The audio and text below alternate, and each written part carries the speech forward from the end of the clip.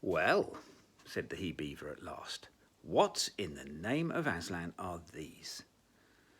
"Please," began Diggory in a rather breathless voice, when a rabbit said, "They're a kind of large lettuce, that's my belief."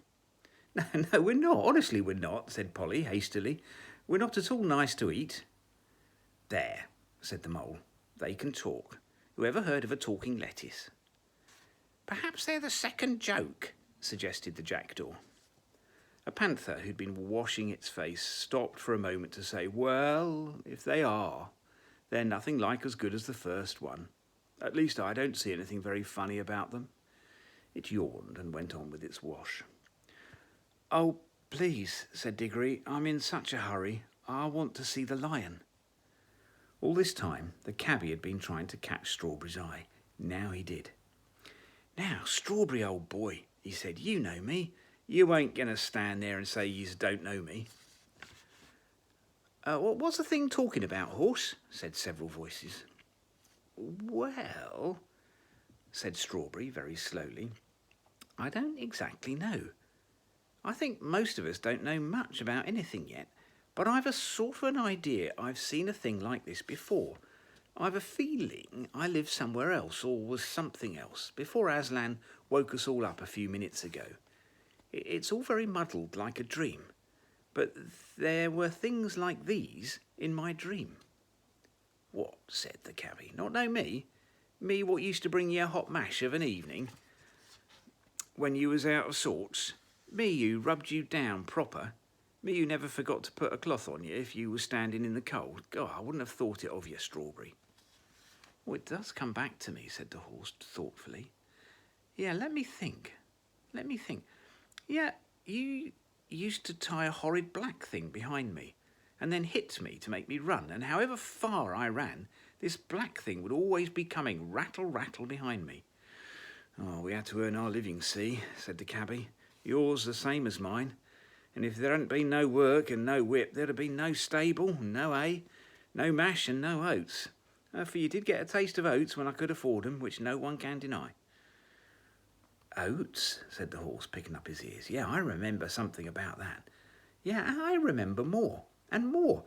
You were always sitting up somewhere behind, and I was always running in front, pulling you and the black thing.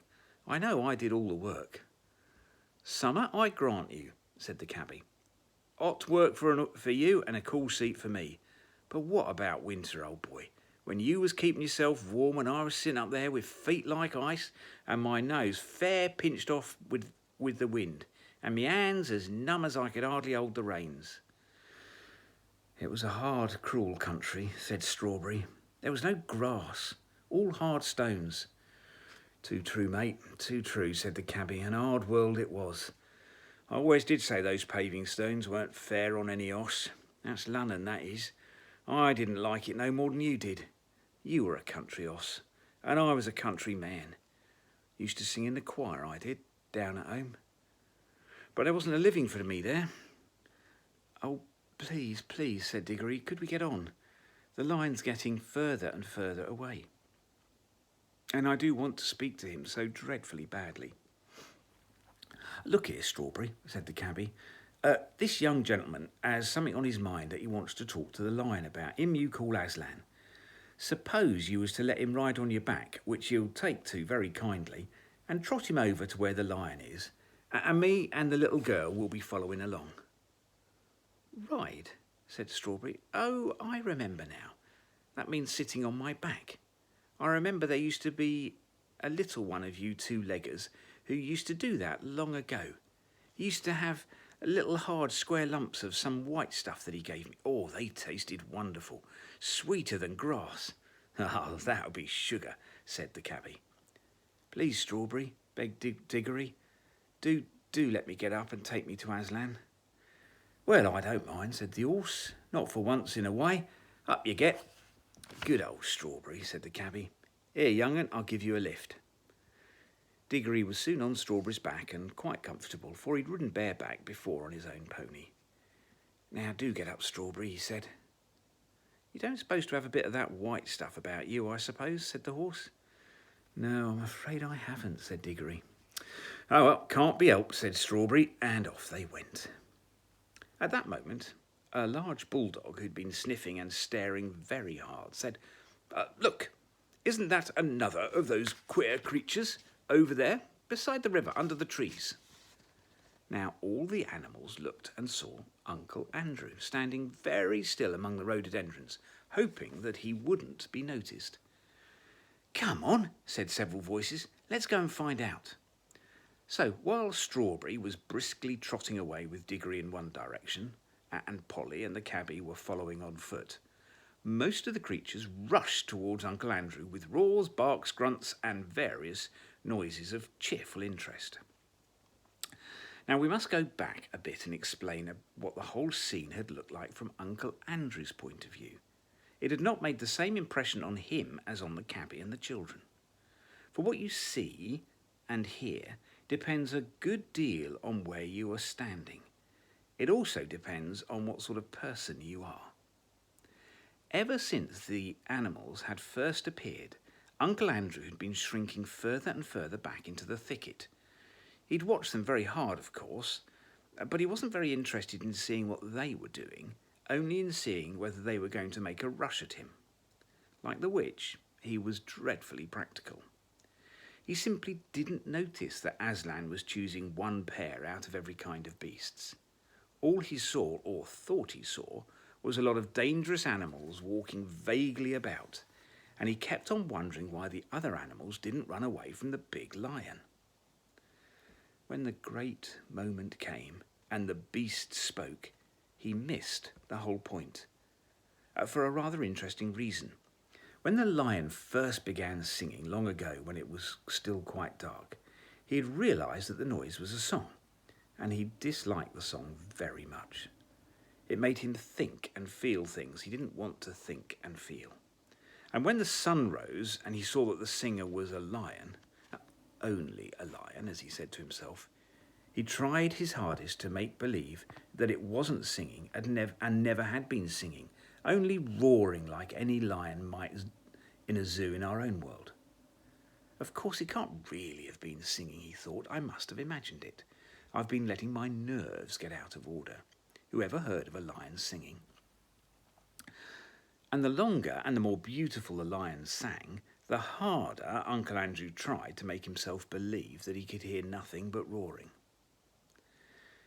Now, the trouble about trying to make yourself stupider than you really are is that you very often succeed. Uncle Andrew did. He soon did hear nothing but roaring in Aslan's song. Soon he couldn't have heard anything else even if he'd wanted to. And when at last the lion spoke and said, "Narnia, awake," he didn't hear any words. He heard only a snarl. And when the beasts spoke in answer, he heard only barkings and growlings and bayings and howlings.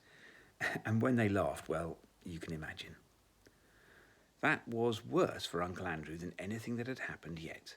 Such a horrid, bloodthirsty din of hungry and angry brutes he had never heard in his life. And then, to his utter rage and horror, he saw the other three humans actually walking out into the open to meet the animals. The fools, he said to himself. Now those brutes will eat the rings along with the children, and I'll never be able to get home again. What a selfish little boy that Diggory is. And the others are just as bad. If they want to throw away their lives, that's their business. But what about me? They don't seem to think of that. No one thinks of me. Finally, when the whole crowd of animals came rushing towards him, he turned and ran for his life. And now anyone could see the air of that young world was really doing the old gentleman good. In London, he'd been far too old to run. Now he ran with a speed that would have made him certain to win the 100-yard race at any prep school in England. His coat-tails flying out behind him were a fine sight. But of course, it was no use. Many of the animals behind him were swift ones. It was the first run they'd ever taken in their lives, and they were all longing to use their new muscles. After him, they shouted. Perhaps he's that Neville. Tally-ho! Tantivy! Cut him off! Round him up! Keep it up! Hurrah! In a few minutes, some of them had got ahead of him. They lined up in a row and barred his way. Others hemmed him in from behind. Wherever he looked, he saw terrors. Antlers of great elks and the huge face of an elephant towered over him. Heavy, serious-minded bears and boars grunted behind him. Cool-looking leopards and panthers with sarcastic faces, as he thought, stared at him and waved their tails. What struck him most of all was the number of open mouths. The animals had really opened their mouths to pant, and he thought that they had opened their mouths to eat him. Uncle Andrew stood, trembling and swaying, this way and that. He'd never liked animals at the best of times, being usually rather afraid of them, and of course years of doing cruel experiments on animals had made him hate them and fear them far more. "Now, sir," said the bulldog in his business-like way, "are you animal, vegetable or mineral?" And that's what he really said, but all Uncle Andrew heard was "Growl."